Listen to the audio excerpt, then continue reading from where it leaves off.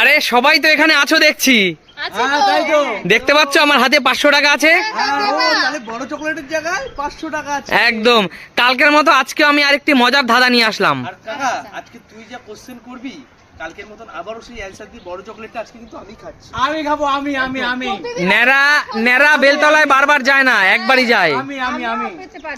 একদম। আচ্ছা প্রশ্নটা করছি, ঠিক আছে? হ্যাঁ করো বেশ। কোন জিনিস বলো। কোন জিনিস মেতে আছে? মেতে আছে? হ্যাঁ, কোন জিনিস মেতে আছে ডিসেম্বরে নেই, হ্যাঁ। আগুনে আছে জলে নেই? কোন জিনিস মেতে আছে ডিসেম্বরে নেই, আগুনে আছে জলে নেই?